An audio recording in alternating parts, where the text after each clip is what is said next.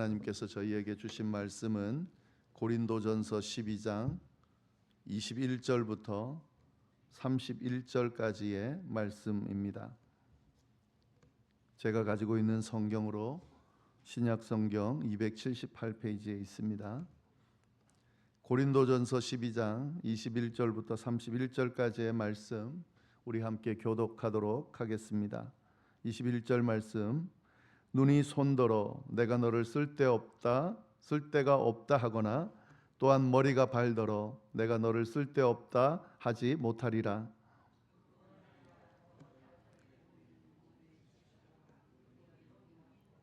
우리가 몸에 덜 귀히 여기는 그것들을 더욱 귀한 것들로 입혀주며 우리의 아름답지 못한 지체는 더욱 아름다운 것을 얻느니라.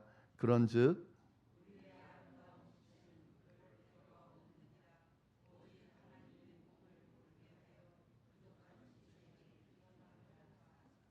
몸 가운데서 분쟁이 없고 오직 여러 지체가 서로 같이 돌보게 하셨느니라.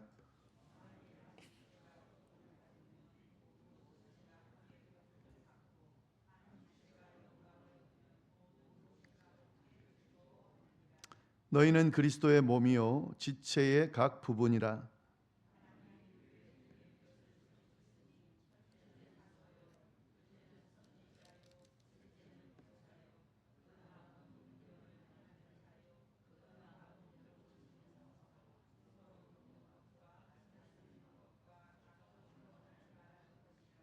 다 사도이겠느냐? 다 선지자이겠느냐? 다 교사이겠느냐? 다 능력을 행하는 자이겠느냐?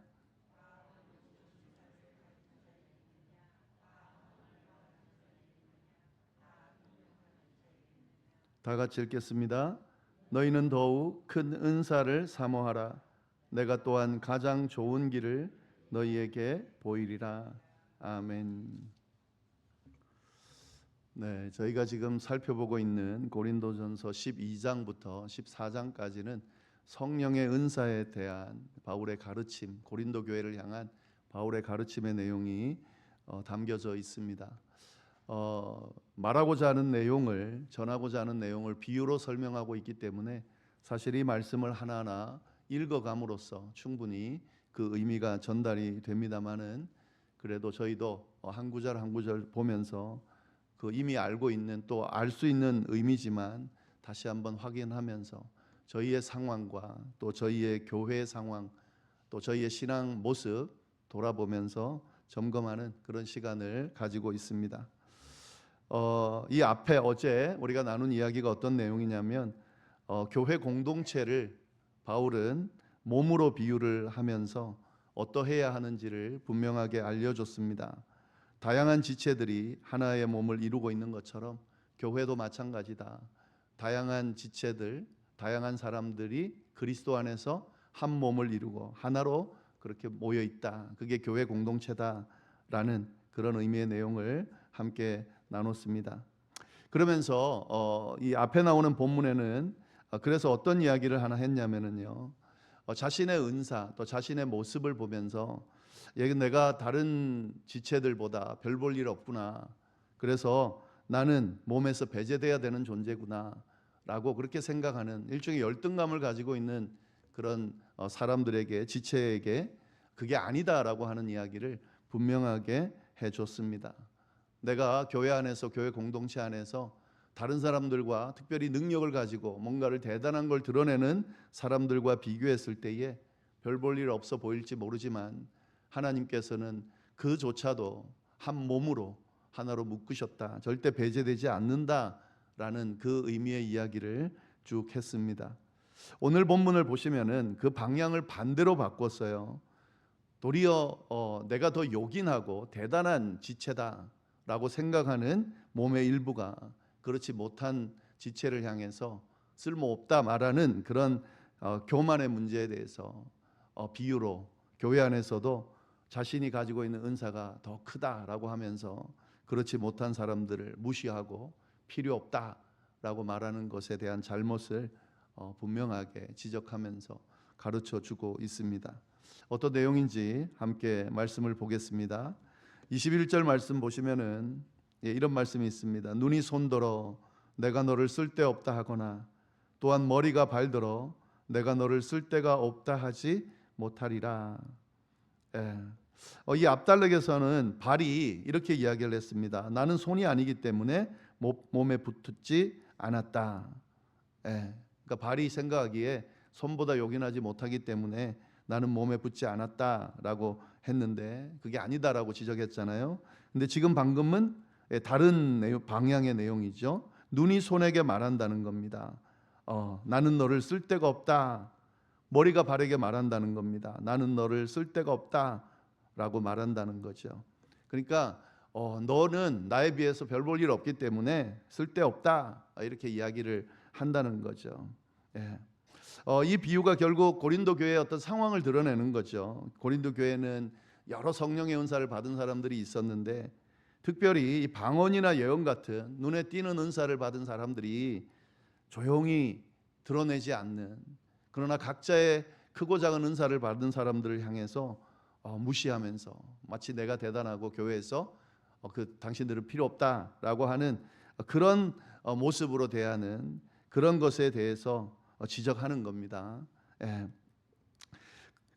뭐라고 이야기합니까? 바울이 단호하게 말하죠. 하지 못하리라. 쓸데없다 말하면 안 된다라고 하는 거죠. 어떤 지체도 다른 지체에게 필요 없다고 말할 권한이 없습니다. 왜냐하면 하나님께서 모든 지체를 한 몸으로 이루시고 두셨기 때문이다라고 하는 거죠. 내가 필요 없다라고 해서 하나님이 세우신 지체를 향해서 필요 없다 이렇게 이야기하는 것은 말이 안 된다라고 하는 거죠. 이 원리가 교회 안에 굉장히 중요하게 꼭 필요하게 자리 잡아야 되는 원리입니다. 서로 존중하지 않으면, 그리고 서로의 모습을 귀하게 여기지 않으면 절대 하나 되기가 쉽지 않거든요. 예, 어쩔 수 없이 여러 지체들이 있을 수밖에 없습니다. 다양한 모습의 지체들이 있을 수밖에 없습니다. 그리고 그 지체들 하나하나는 하나님께서 두신 겁니다. 그런데 서로가 내가 더 낫고 너는 나쁘고 넌 내가 우월하고 넌 열등하고 이렇게 서로 대하면 절대 하나 될 수가 없는 거죠. 예. 22절 계속 그에서 이제 설명을 하는 겁니다. 그뿐 아니라 몸에 더 약하게 보이는 지체가 도리어 요긴하다. 예. 한 걸음 더 나가서 이야기하는데 약하게 보이는 그런 지체를 향해서 쓸데없다 말하는, 그렇게 말하면 안 될 정도가 아니라 도리어 그 약하게 보이는 지체가 요긴하게 할 때가 있다라고 하는 거죠. 겉으로 보기에는 별 볼 일 없어 보이지만 사실 몸에서는 더 요긴한 그런 역할을 할 수도 있다라고 하는 거죠. 예, 여러 몸에 그렇죠. 저희 몸 안에는 여러 가지 지체들이 있습니다. 겉으로 드러나는 화려한 어떤 역할들을 감당하는 그런 몸의 일부도 있지만 보이지 않는, 그러나 없으면 안 되는 그런 몸의 일부들도 있습니다. 그리고 더 어떤 면에서는 드러나 있는 것보다 더 중요하고 더 요긴하게 몸에서 활용되어지는 그런 부분들이 있죠. 그 이야기를 지금 하고 있는 겁니다. 네, 그러면서 23절, 24절을 이렇게 이야기합니다. 우리가 몸에 덜 귀히 여기는 그것들을 더욱 귀히 입히고 우리의 아름답지 못한 지체는 더욱 아름다운 것을 얻었으나 우리의 아름다운 지체는 그럴 필요가 없느니라. 오직 하나님이 몸을 고르게 하여 부족한 지체에게 귀중함을 더하셨다.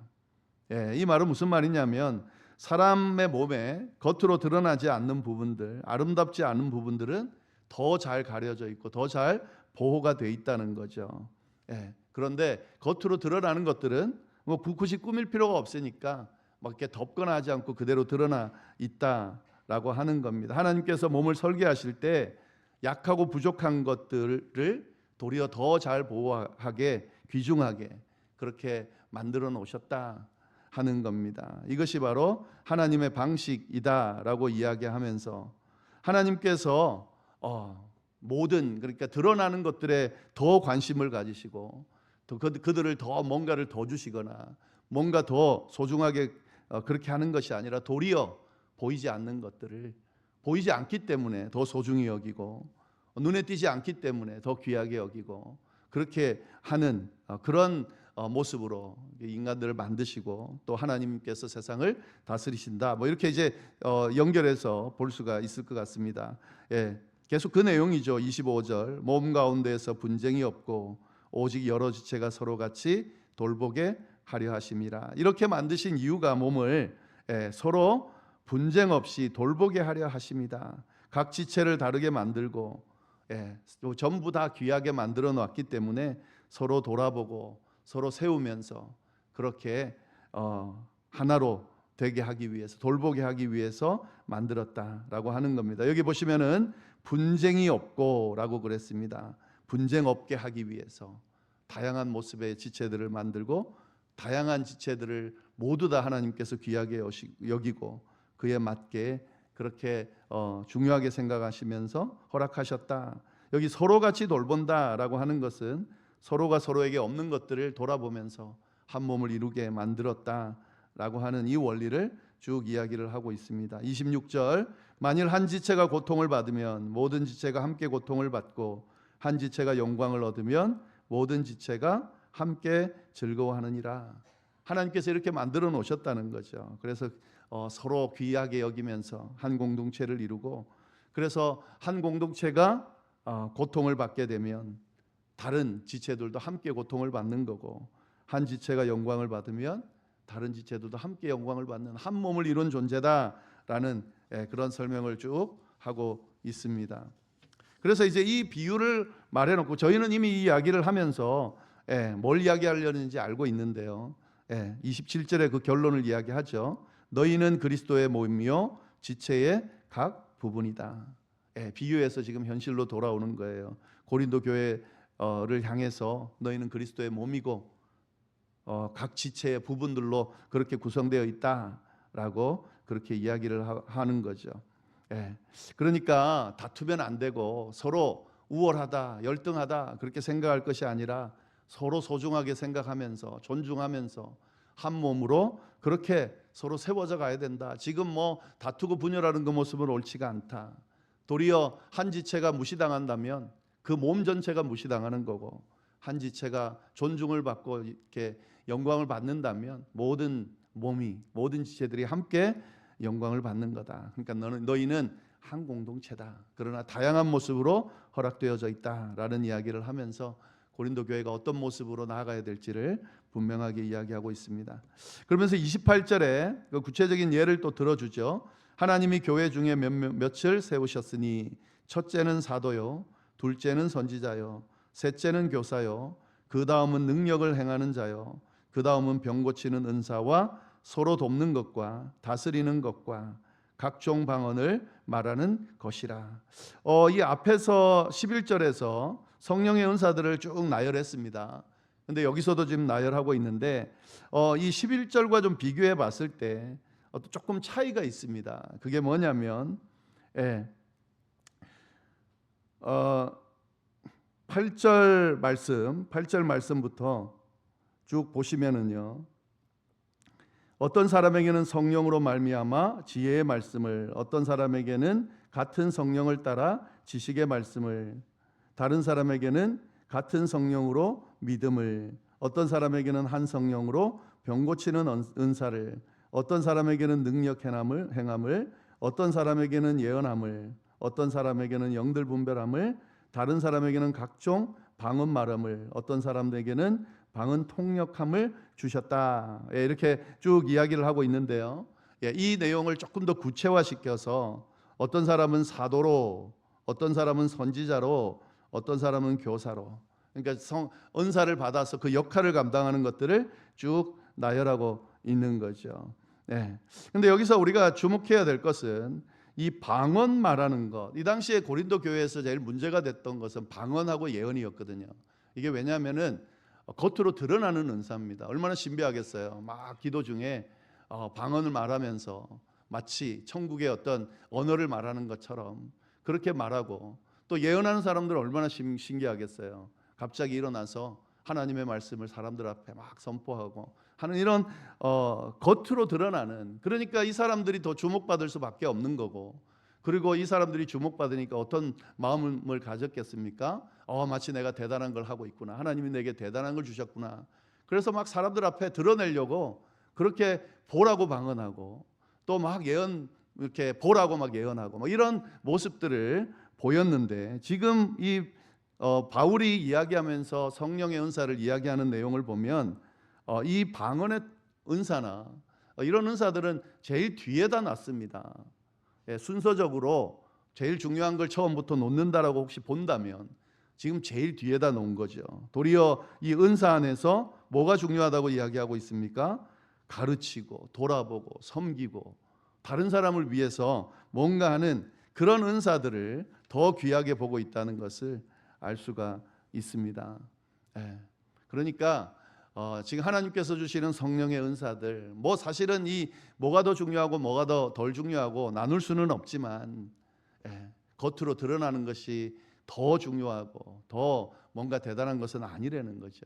도리어 하나님이 원하시는 것은 한 몸을 이루게 하고 하나 되게 만들고, 도리어 그 은사를 발휘하면서 옆에 있는 사람들이 도리어 힘을 얻고 은혜를 얻고 세워지고, 그래서 공동체가 하나 되어지는 은사를 가지고 베풀고 있다라고 하면 그것을 하나님이 더 크게 보신다라는 이야기를 쭉 하고 있는 겁니다. 그래서 31절에 이렇게 결론을 내리시는 거죠. 31절 말씀 우리 같이 한번 읽어보겠습니다. 너희는 더 큰 은사를 사모하라. 내가 또한 가장 좋은 길을 너희에게 보이리라. 진짜 큰 은사가 있다. 지금까지 말한 것들을 다 포함할 수 있는 진짜 큰 은사가 있다. 좋은 길이 있다. 이걸 사모하라는 거죠. 그리고 이어지는 내용이 고린도전서 13장입니다. 사랑장이죠. 더 큰 은사는 뭡니까? 사랑이라는 거예요. 사랑. 다른 사람을 사랑하고 세우고 높이는 것, 이것이 그 어떤 은사보다 귀하고 크다라고 그렇게 이야기하면서 13장으로 이어지게 되는 거죠. 저희가 교회를 이루고 또 한 공동체를 이루고 여기서 함께 신앙생활하면서 함께 공동체를 세워가고 하나님의 나라를 확장한다라고 할 때에 절대로 잊어버리면 안 되는 이야기들을 이 오늘 말씀이 하고 있습니다. 너희는 한 몸이다. 그리고 너희는 다양하게 각 지체의 모습으로 구성되어 있다. 그리고 너희는 어떤 모습이든지 간에 다 귀하다. 서로가 서로를 존중하고 또 서로가 서로를 위해서 베풀고 나누면서 한 공동체를 이룰 때 그때 하나님이 기뻐하신다. 내가 누구보다 더 잘났다, 내가 누구보다 열등하다 라고 하면서 공동체를 깨는 행위들은 하나님이 절대 기뻐하지 않으신다라는 메시지를, 그래서 너희 공동체도 그렇게 한 몸 이룬 그리스도 안에서 한 몸을 이루고 각 지체들이 각자의 역할을 하면서 서로 세우고 나누는 그런 복된 공동체가 되기를 원한다. 오늘 말씀이 저희에게 이야기해 주고 있습니다. 그런 교회가 되기를, 그런 저희들이 되기를 간절히 바랍니다. 기도하겠습니다. 하나님 아버지 감사합니다. 귀한 말씀으로 또 귀한 교훈을 해주셔서 참으로 감사를 드립니다. 하나님 주신 말씀이 단순히 고린도 교회에만 선포된 말씀이 아니고 저희 열방교회에 선포된 말씀, 또 저희에게 주신 말씀으로 새겨질 수 있도록, 그리고 이 말씀대로 살아갈 수 있도록 주여 인도하여 주옵소서. 이어서 드리는 개인의 기도와 중보기도 위에도 함께하여 주시기를 간절히 바라고 살아계신 예수님의 이름으로 기도드립니다. 아멘.